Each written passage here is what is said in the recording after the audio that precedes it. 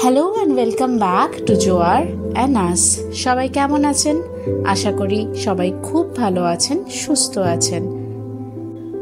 আজ 7 জুন শনিবার। আজই বেনারসে আমাদের শেষ দিন। আমাদের সন্ধ্যাবেলায় ট্রেন রয়েছে মুঘল সারাই থেকে কলকাতার জন্য। বেনারস পর্বের প্রথম ভিডিওটাতেই আমি সকলের সাথে শেয়ার করেছিলাম আমাদের বেনারস আসার মোক্ষম কারণটা। এক রাশ চুল নিয়ে জন্মেছিল জোয়ার, হালকা গোল্ডেন আর ডার্ক ব্রাউনের মিক্স। এই 3 বছরে বহুবার জোয়ারের চুল বেড়ে গেছে, আর আমি নিজে হাতে সেগুলোকে কেটে প্যাকেটের মধ্যে সযত্নে রেখে দিয়েছি এতদিন ধরে। আজ নিয়ে এসেছি সেসব চুলগুলো, একই সাথে মা গঙ্গাতে দিয়ে দেব। আজ বড্ড মায়া লাগছে। মেয়েটি নিজেকে কিভাবে দেখবে, কিভাবে ওর রিয়াকশন হবে বুঝতে পারছি না। অরিন্দমের মনটাও আজ ভীষণ ভারাক্রান্ত, কারণ কখনোই ও চায়নি যে জোয়ার টাকমাথা হোক। তবে এদের সামনে আবার আমার দুর্বলতাটা প্রকাশ করা চলবে না, আমাকে এদের সামনে একটু স্ট্রং থাকতে হবে। তাই কোনোভাবেই এদেরকে বোঝানো যাবে না যে আমারও মনটা ভীষণ খারাপ লাগছে। জোয়ারকে একটু এনকারেজ করতে হবে, একটু না আসলে অনেকটাই এনকারেজ করতে হবে, কারণ মেয়েটি কখনোই নিজেকে এরকমভাবে দেখতে পছন্দ করে না। ওর সামনে যারা থাকবে তাদেরকেও ভীষণ টিপটপ দেখতে পছন্দ করে, আবার নিজেকেও সেভাবেই সাজাতে পছন্দ করে। কিভাবে রিয়্যাক্ট করবে আর কিভাবে যে সামলাবো তাই বুঝতে পারছি না।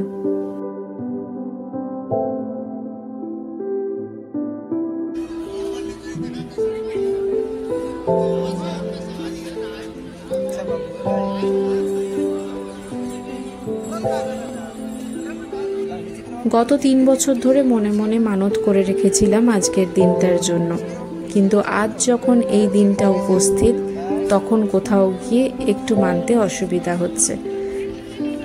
প্রথমের দিকটা শান্ত হয়ে বসে থাকলে পরে যখন নিজের পাশে এক রাশ চুলের ঢিপি দেখলো, মেয়েটা সেই যে কাঁদতে শুরু করলো, আর কান্না থামানোর কোনো নাম নেই। খুবই কষ্ট হচ্ছে, ও বুঝতে পারছি, কিন্তু ওকে এই মুহূর্তে চিয়ার আপ করা ছাড়া আমাদের কাছে আর কোনোই উপায় নেই। যাই হোক, এখানকার কাজ শেষ। এবার আমাদের হোটেল ফিরতে হবে তাড়াতাড়ি। আবার ওখান থেকে বেরোনোর আছে সংকট মোচন আর দুর্গা মন্দির। ওটি আমরা অন্নপূর্ণা মন্দিরের সাথে করব ভেবেছিলাম, কিন্তু একদম অপোজিট ডিরেকশন হওয়ার কারণে প্রথম দিনকে আমরা ড্রপ করেছিলাম প্ল্যানটা। আজকে সেটাকে কমপ্লিট করতে হবে।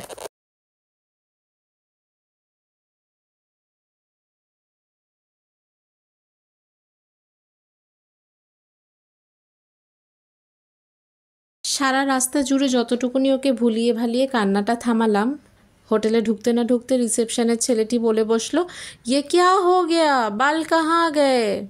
বাস, এখন তো সবই বুঝতে পারে, বড় হয়ে গেছে না। কান্না যে শুরু করলো সেই তখন থেকে আর থামবার নাম নেই।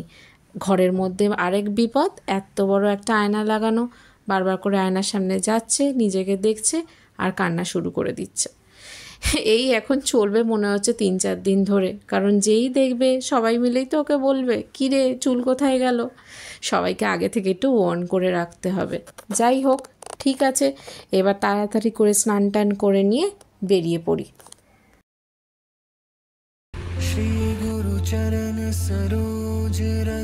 হোটেল থেকে দুর্গা মন্দির আর সংকটমোচন মন্দির একই রুটে পড়বে, কিন্তু সেটি বেশ দূর।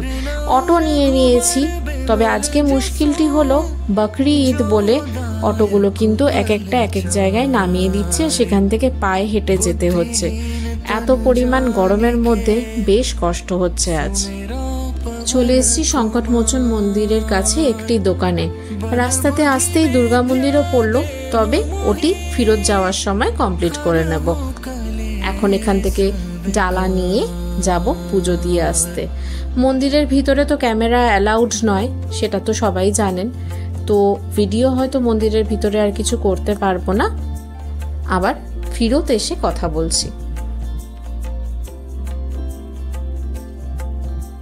जय हनुमान ज्ञान गुण सागर, जय कपीसते हूँ लोक उजागर। राम दूत अतुलित बल धामा, अंजनी पुत्र पवन सुत नामा। महावीर विक्रम बजरंगी, कुमति পুজো কমপ্লিট করে আমরা বাইরে বেরিয়ে এসেছি। মন্দির চত্বর জুড়ে একটি অদ্ভুত এনার্জি, একটি অদ্ভুত পাওয়ারফুল অরা রয়েছে। সত্যি উনি যে চিরঞ্জীবী এবং উনি যে স্বয়ং বসবাস করেন এখানে, তা কিন্তু অনুভব করা যায়। যদিও বা এবার টাইম কম পেলাম, যেহেতু এক্ষুনি মন্দির বন্ধ হবে, ওনাদের স্বয়ং দেওয়া হয়ে গেছে, আবার খুলবে বিকালবেলায় 4টের সময়। তবে ইচ্ছে রয়েছে এর পরের বার যখন আসব এমন টাইমে আসব যাতে কিনা আরো অনেকটা টাইম এখানে কাটাতে পারি। সংকটমোচন থেকে ফেরার পথে নেমেছি দুর্গা মন্দিরে। মন্দিরের ভিতরে ক্যামেরা অ্যালাউড না অ্যাজ ইউজুয়াল, তাই ভিতরের ছবি তো তুলতে পারিনি। তবে মন্দিরটি কিন্তু অপূর্ব সুন্দর।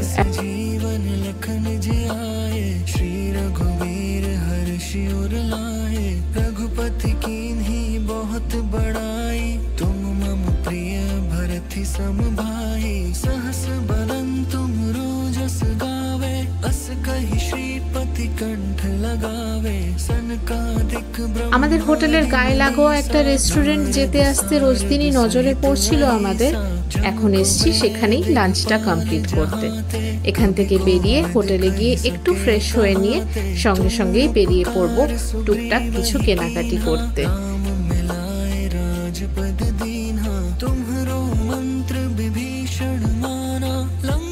বিশ্বনাথ মন্দিরের সামনে বাবাকে একবার প্রণাম জানিয়ে আর এই ত্রিশূলটির সামনে বেশ কিছুক্ষণ ফটো সেশন করে এবার যাচ্ছি বুনকার্স এরিয়াতে। ওখান থেকেই শাড়ি কেনা বেচা হয়। আর আজকে ঈদের জন্য পুরোটাই বন্ধ রয়েছে, বাট একজনের সাথে আমরা ফোনে কথা বলে এসেছি, উনি 1 ঘন্টা আমাদের জন্য দোকানটা খুলে দেবেন বলেছেন।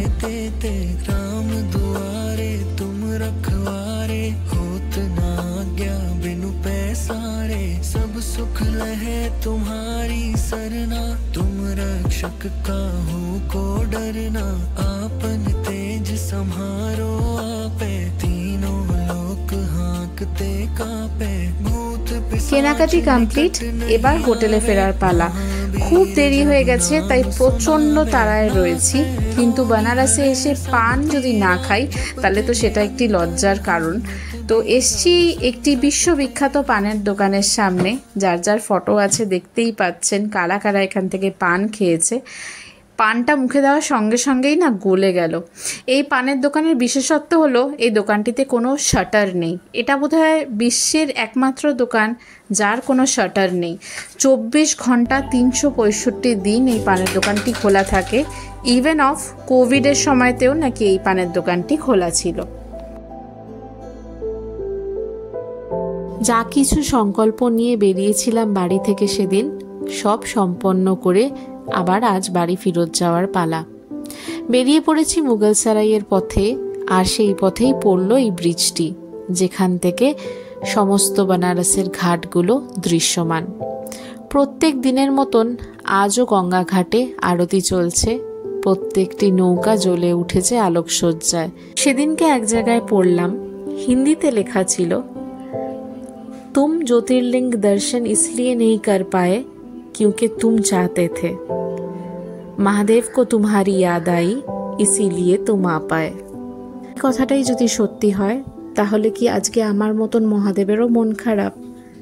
উনিও কি চাইছেন যে আমি আরও কিছুটা সময় এখানে কাটিয়ে যাই? বুকে পাথর চাপা দিয়ে হলে পরেও যেতে তো হবেই। তবে পিছু টান একটা রয়েই গেল। খুব তাড়াতাড়ি মহাদেব যখনই মনে করবেন আবার এসে উপস্থিত হব এইখানে। আজকে বেনারস ব্লগ শেষ করছি। আশা করি আপনারা আমার প্রত্যেকটি ব্লগই দেখেছেন। আমার ব্লগ যদি আপনাদের ভালো লাগে তাহলে ডেফিনেটলি একটা লাইক আর কমেন্ট করে আমাকে জানাতে পারেন, তাতে আমি অনেকটাই উৎসাহিত হই। আর যদি কোনো নতুন ভিউয়ার হয়ে থাকেন তাহলে আমার চ্যানেলটা সাবস্ক্রাইবও করতে পারেন। আমি এখানে আমার জীবনের সেরা মুহূর্তগুলো, আমার এক্সপিরিয়েন্সগুলো শেয়ার করছি আপনাদের সকলের সাথে, আর সুন্দর করে গুছিয়ে রাখছি আমার নিজের জন্যে। খুব শীঘ্রই দেখা হচ্ছে আরও নতুন নতুন ব্লগে। ততক্ষণ সবাই সুস্থ থাকবেন, ভালো থাকবেন আর আমার চ্যানেলটা দেখতে থাকবেন।